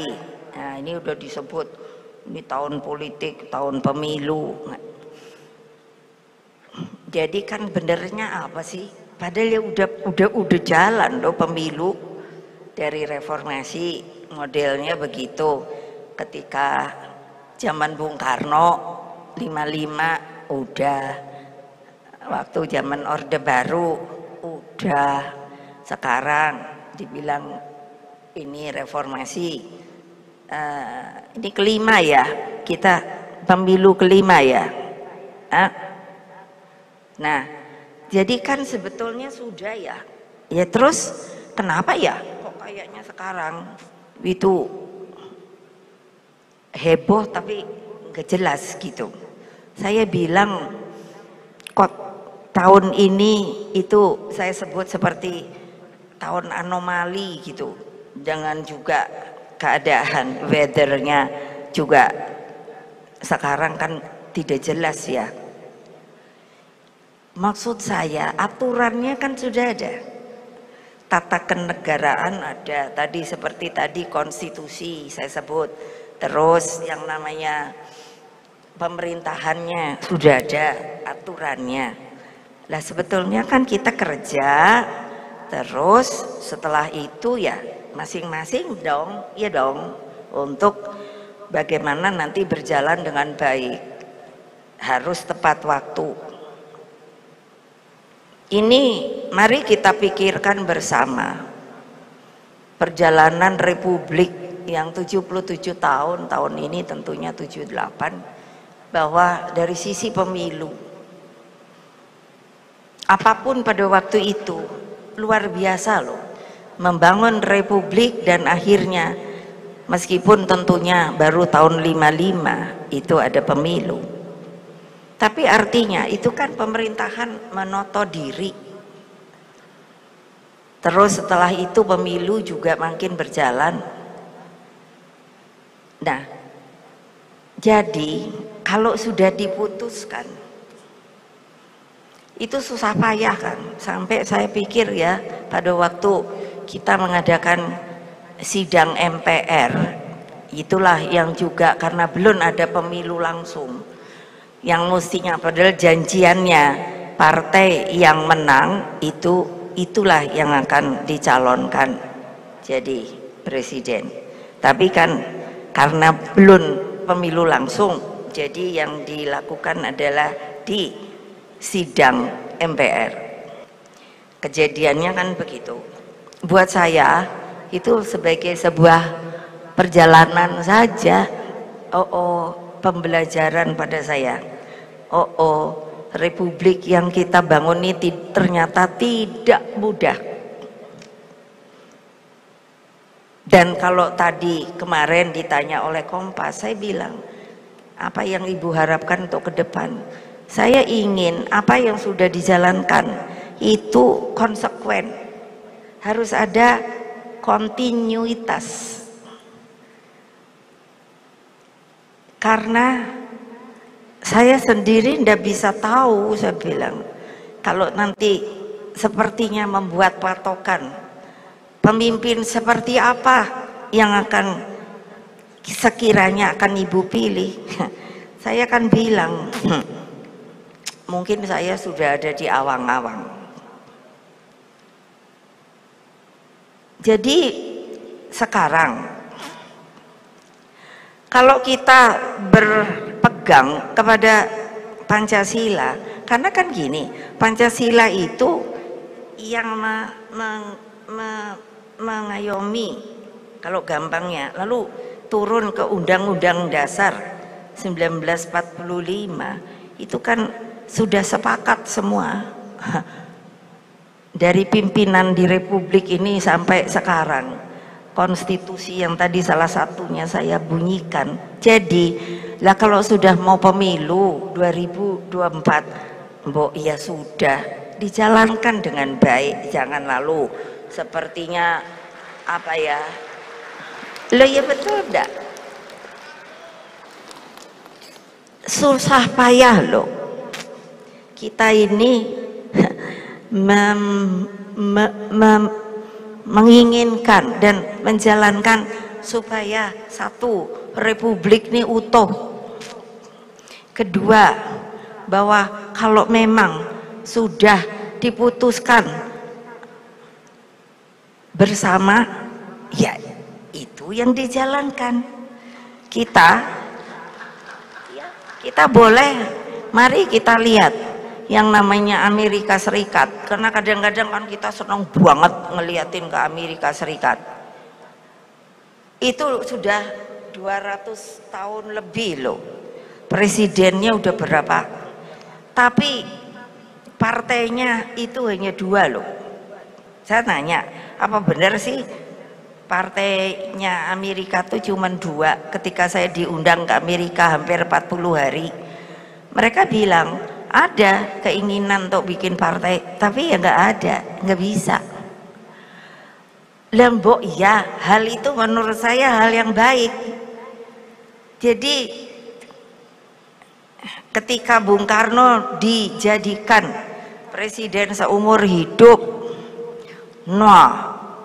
mendadak gitu, sepertinya terus dibuat kesalahan, terus dilengserkan. Ini apa mau begitu terus? Ini pertanyaan saya, seorang ibu, seorang ibu rumah tangga, tapi juga warga negara Indonesia. Apa mau begitu kita seperti uji coba terus menerus gak habis-habisnya? Lah kalau sudah 2 kali, ya maaf, ya 2 kali.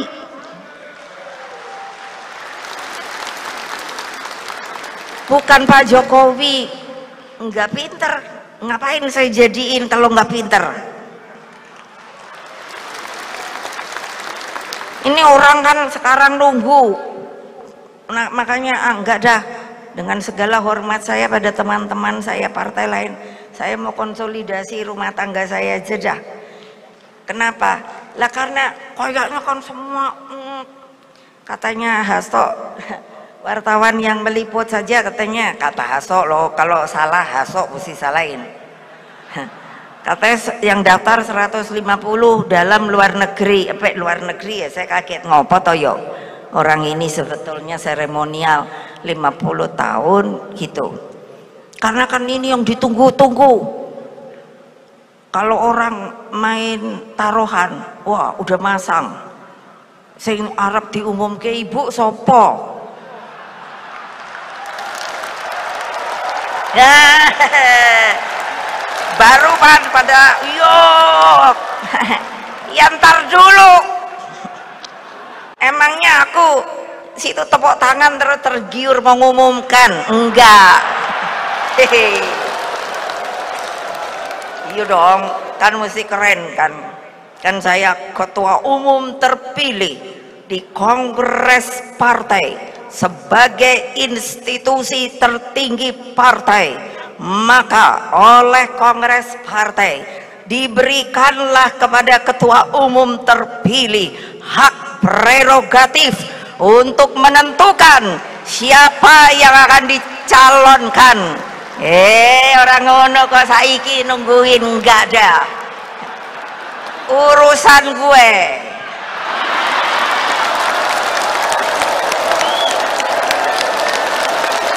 Gile, enak aja.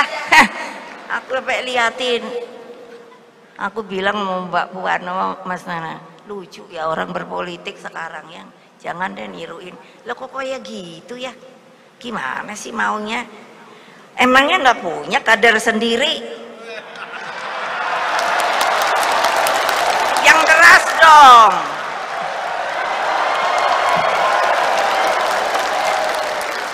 Iya, dompleng-dompleng. Yo, iki aturannya piye toh? Sampai gitu saya. Aku tanya sama Haso, toh apa di KPU aturannya udah lain ya? Gitu. Enggak Bu, masih sama. Jadi samanya gimana toh? Apa tadi di mana ya? Habis Hasto kalau bikinnya apa pidato wes dowo-dowo, aku bilang aku nggak mau kayak ngono lho toh, ngono. Ibu ini penting ngono. Jadi aku ini potong-potong apa yang ada mau disampaikan aku sampaikan. Ketua umum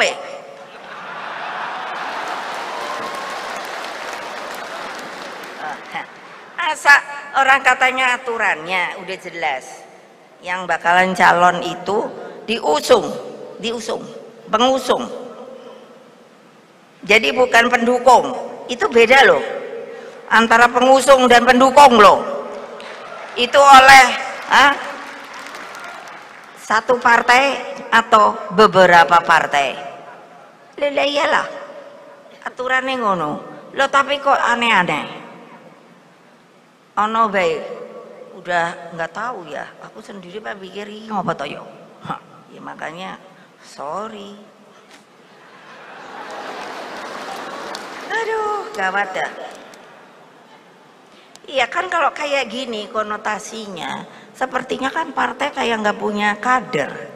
Coba bayangin, padahal udah jelas pemilu tuh ada, calon itu harusnya ada. Jadi pertanyaan saya kan jadi big question, mau bikin partai itu untuk apa? Lo ya loh.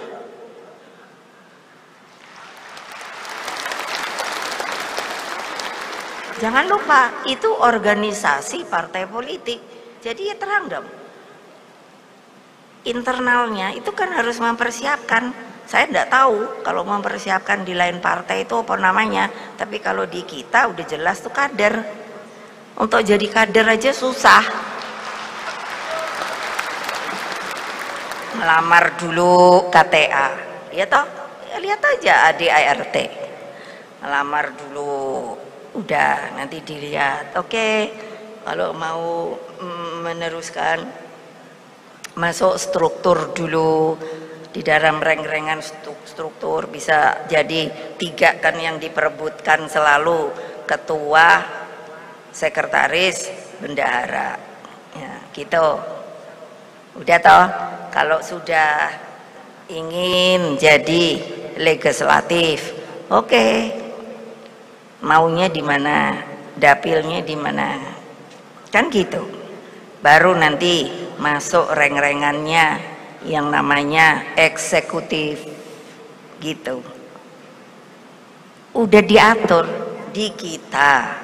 Nah, dengan begitu ada sekolah partai, saya bikin lagi bagi yang lain, apakah kursus-kursus segala apa untuk menambah pengetahuan berpolitiknya. Apa maksud dari PDI Perjuangan berjuang, membentuk organisasi politik yang banyak sekarang pengikutnya. Sekarang ini yang mau masuk, tadi saya lapor sama Pak Jokowi, yang mau minta KTA banyak loh.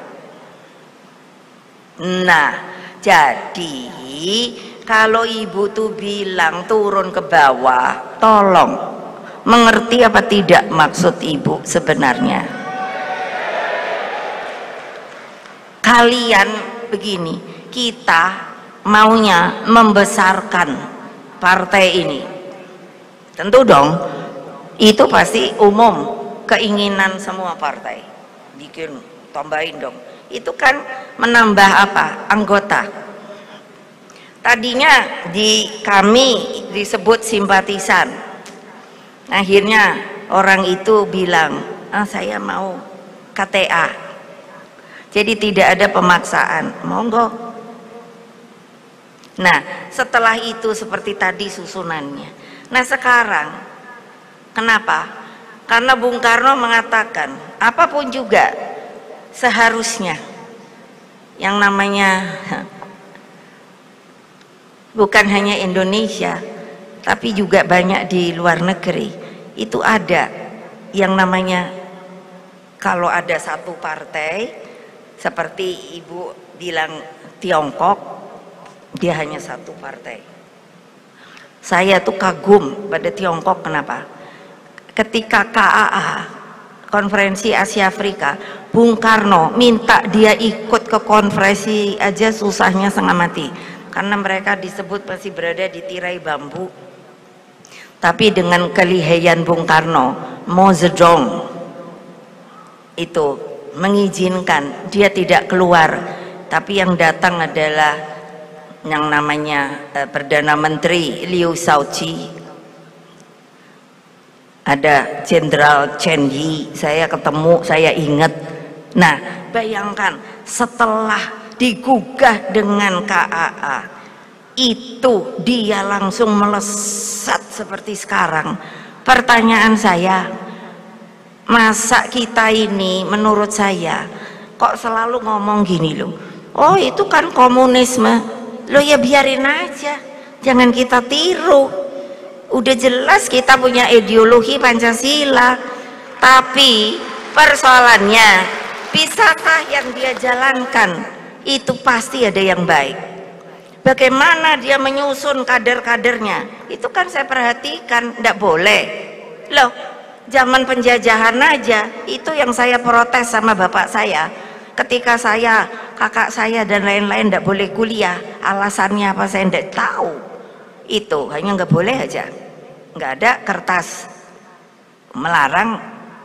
Nah, saya bilang sama bapak saya, bapak aja bapak penjajah, boleh sekolah sampai dapat gelar insinyur loh. Ini republik apa, aku bilang, masa, dan ini mau peristiwa kayak begituan terjadi lagi? Kalau saya sebagai pemimpin Bu, saya akan bilang no, karena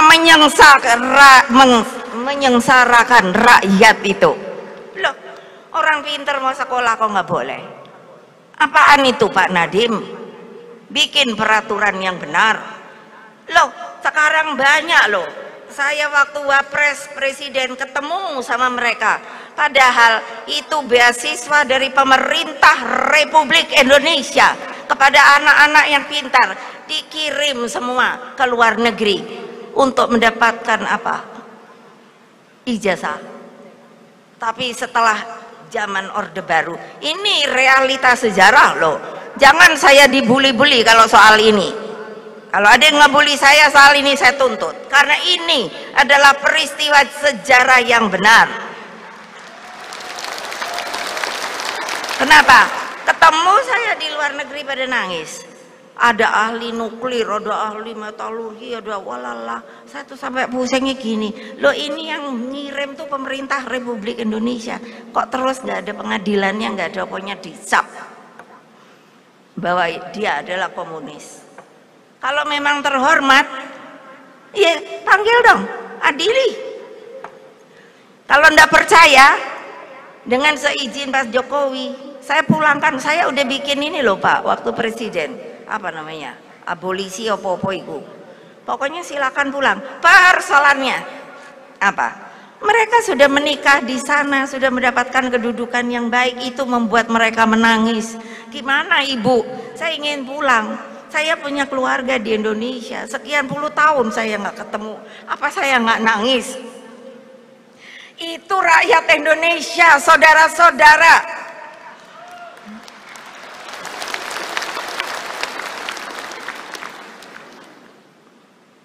Maunya apa toh? Kan gitu. Loh iya. Saya mikir, lebih ya itu kenapa nggak boleh pulang? Nah itu ceritanya ada di balik cerita, tidak untuk dikonsumsikan hari ini. Gitu loh. Jadi, gila ini aku bilang republik yang dibuat susah-susah. Anak cucu saya bawa ke Taman Makam Pahlawan dari masih kecil. Kenapa? Untuk merangsang pikiran dan hati dia. Kenapa? Karena saya yang pancingkan itu apa? Ada nisan tidak bernama. Jadi mereka tentu akan bertanya apa? Benar. Ketika mau nyekar dia tanya, cari yang tidak bernama. Kenapa? Waktu bilang kok ada yang tidak bernama, kenapa? Kenapa dimasukkan ke Taman Pahlawan?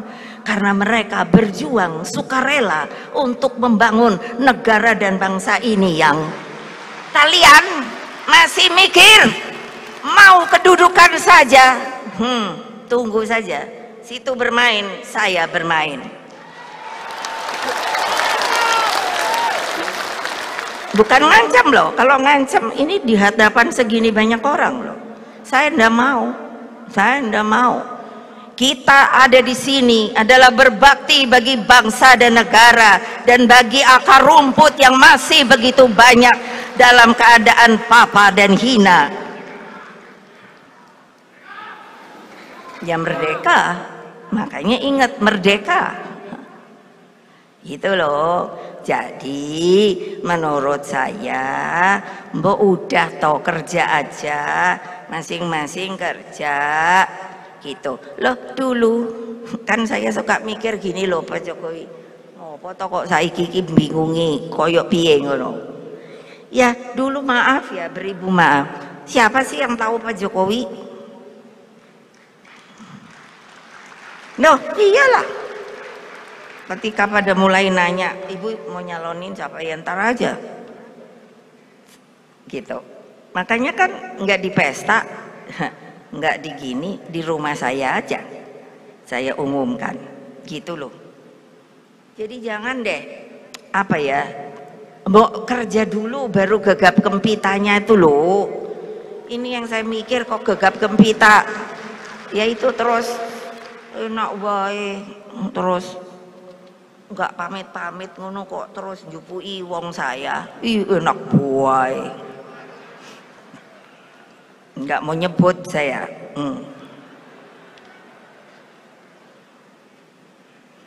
Nah gitu loh. Nah Bung Karno itu kan juga suruh, karena beliau tuh memang visioner untuk ke depan tuh apa.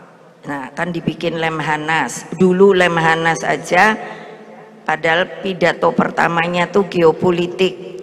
Saya ditanya urusan geopolitik, saya bilang iyalah, karena dunia ini berputar, dinamis, bukan statis. Jadi kita mesti berdialektika untuk supaya tahu dengan musim perubahan apa yang akan terjadi di banyak negara. Apa yang mungkin setelah tadi saya bisik-bisik sama Pak Jokowi, Bapak hati-hati yo Pak, kalau urusan rasane kelaparan tuh koyo enggak deh, karena beliau kan resah masalah pangan. Asal kita bener-bener fokus, rakyat kita tuh kalau di komando bisa kok Pak, jangan mikir beras, semua apa yang ada yang bisa dimakan. Karena bapak saya dari kecil bilang kalau saya makan tidak habis. kakak saya semua kalau itu bilangnya gini, iku melas loh, kalau yang udah kamu ambil nggak dimakan, karena banyak rakyat miskin yang masih kelaparan gitu loh. Jadi saya mikir, oh iya ya, makanya kenapa terjadi stunting. Jadi tapi yang saya khawatir, nah ini mungkin juga buat Pak, maaf saya bukannya apa ya sok ini, nanti ada yang bilang oh melangkahi Pak Jokowi, ini urun rembut kok. Seperti ada Pak Mahfud sebagai Menko Polkan. Yang saya khawatir itu apa? Nanti kalau orang lain yang sudah mulai kelaparan, Bapak sendiri bilang sama saya waktu dimana mungkin dapat berita bahwa negara yang mengalami kelaparan udah ada 46 apa begitu yang beliau bilang, wow. Nah sekarang pertanyaan saya balik, nah ngelihat kita nih kaya raya, istilahnya kalau makan apa itu semangka ada bijinya toh, iya, terus dibuang ngono wae tukul. Kita nih kaya raya loh, tolong diinsafi. Kalau instruksi ibu suruh menanam, mbok dilaksanakan dong. Iya, nah kan tepuk tangannya sedikit karena saya tahu banyak yang belum melaksanakan. Padahal maksud saya, iya, nanti kalau sudah hanya bisa ngamuk ke pemerintah. Loh, kita nih gotong royong, padahal bisa. Dan nanti harga pangan naik, ini nggak ada barangnya, apa seperti nanam cabai aja kok ya ribut toh. Yo nanti saya pasti dibully lagi. Waktu saya ngomong apa minyak goreng, oh dibully toh saya. Ya saya ketawa aja. Lah iyalah mau apa toh ya? Padahal kan maksud saya memberikan alternatif. Lah masak tuh nggak perlu minyak goreng melulu, dibakar bisa, diungkep bisa, di apa itu, di apa namanya, direbus bisa, di apa nih. Lo kok gitu? Ibu Megawati tidak ada empatinya, tidak melihat rakyat apa itu namanya, Q apa ya? Apa itu? Antri, nah tuh. Maklum umur saya kan ini ibu mau ulang tahun loh, hehe. Tapi nggak ada perayaan loh, nggak mau. Hasto tadinya udah nanya, ibu perayaan ibu mau diapain? Nggak. Ya bu kan udah pada kangen. Nggak. Ya bu kan gimana, masih pandemi. Terus gimana dong nanti bu, aku mau makan sama anak cucu weh. Yang merasa sahabatku saya undang, yang enggak sahabat enggak. Ya iyalah, jelas kan undangan lisan. Ya kan banyak loh yang enggak seneng sama saya. Tapi kalau udah perlu baru pura-pura bersahabat.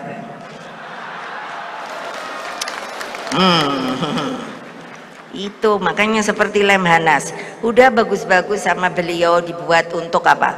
Mendatangkan semua calon pemimpin bangsa untuk bisa satu persepsi, lalu diajari geopolitik gitu ya dirubah. Ini saya suruh sekarang sopo iku jenenge Bapak Andi Winjayanto, ya awas ya kalau kamu nggak bikin seperti dulu lagi.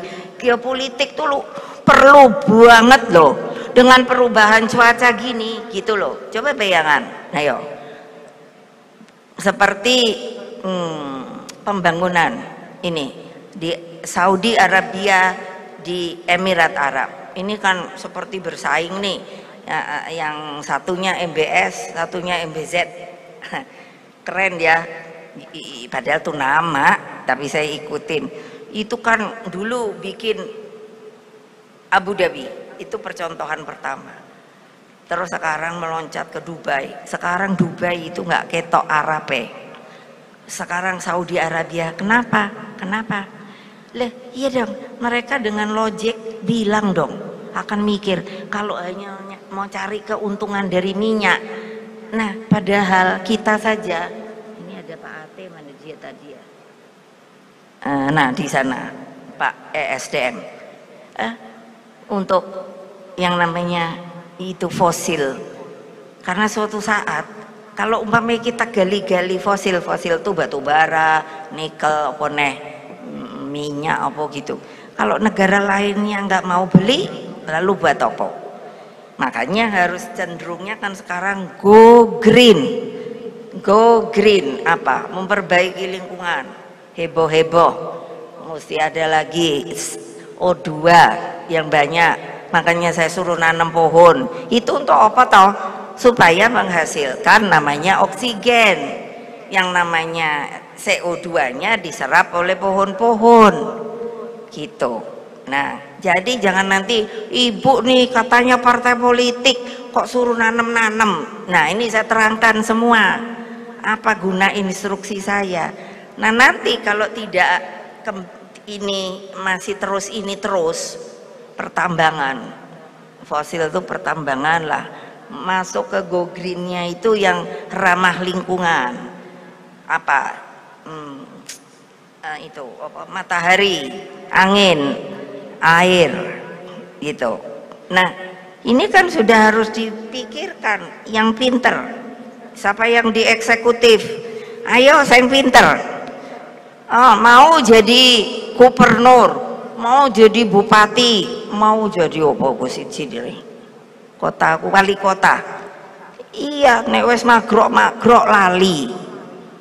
Padahal untuk menaikkan PAD itu gimana? Ayo, coba angkat tangan tinggi atau berdiri. Yang iya no, eksekutif siapa ya? Coba, ada nggak? Nggak ada ya?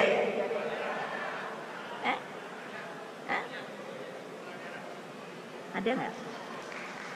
Lah ya suruh berdiri aja kok susah toh yo. Seluruh kepala daerah berdiri. Gitu loh. Lah iya, ya udah gitu loh. Jadi mbok kamu tuh loh yang pinter. Oh rupanya kayak gitu. Ini ada Pak Oli Dondo Kambe, dia kayak abu-abu.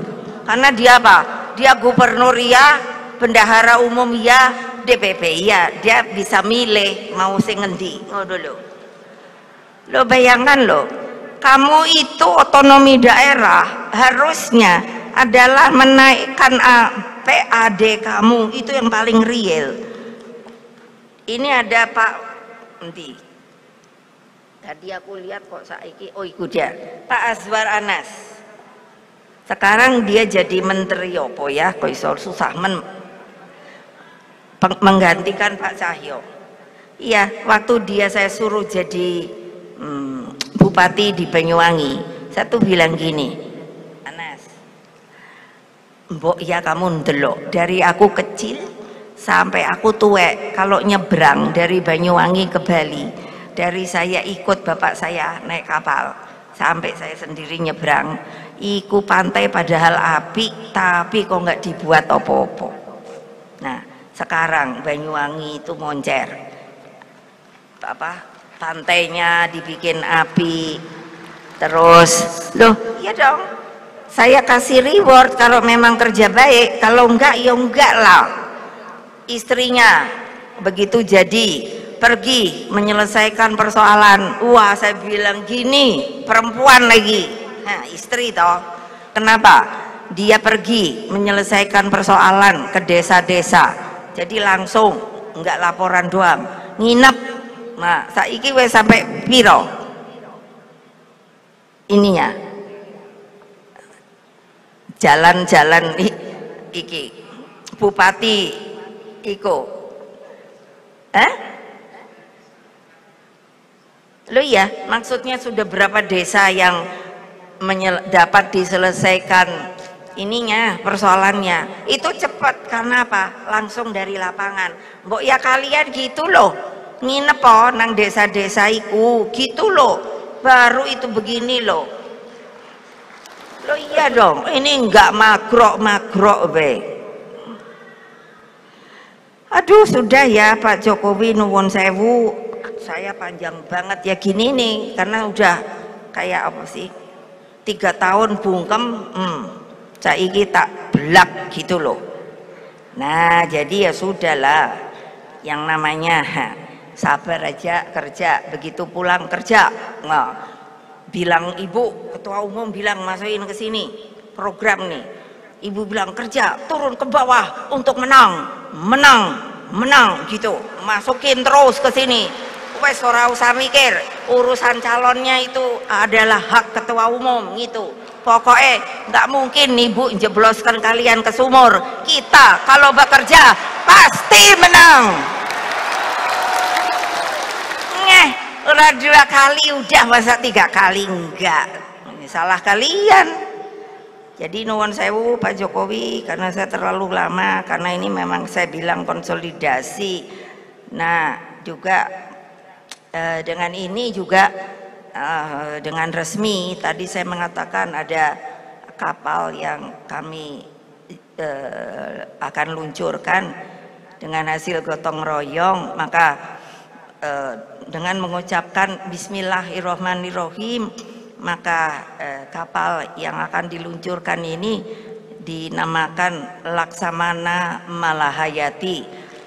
Untuk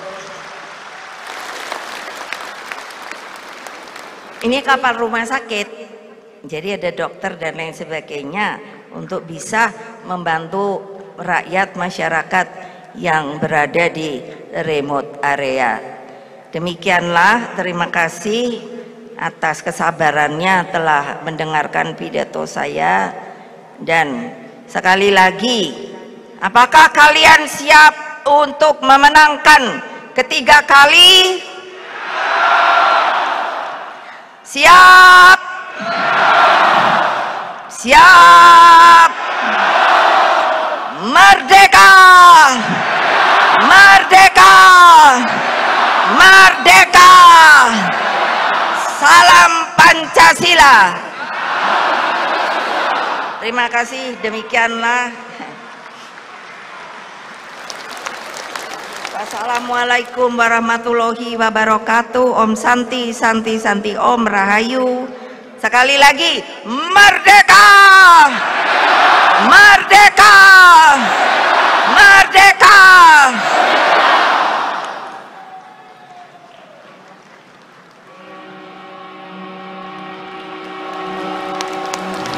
Laksamana Malahayati, sosok pahlawan nasional perempuan dari Kesultanan Aceh, tampil sebagai laksamana perempuan yang gagah berani. Taktik, strategi, dan kemampuan perangnya selalu ditakuti dan menggetarkan lawan. Atas jasa Laksamana Malahayati dan sekaligus penegasan Indonesia sebagai negara poros maritim dunia, Ketua Umum PDI Perjuangan Profesor Dr. Hajah Megawati Soekarno Putri memberi nama kapal rumah sakit terapung ini dengan nama Laksamana Malahayati. Kapal rumah sakit ini akan menjadi armada andalan Baguna atau Badan Penanggulangan Bencana PDI Perjuangan. Baguna PDI Perjuangan dengan motonya cepat tanggap, gerak cepat dan tepat sasaran, terus menghadirkan wajah kemanusiaan dan kerakyatan partai dimanapun di seluruh pelosok Nusantara. Merdeka!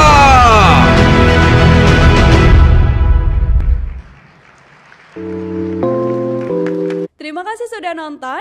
Jangan lupa like, subscribe, dan share ya.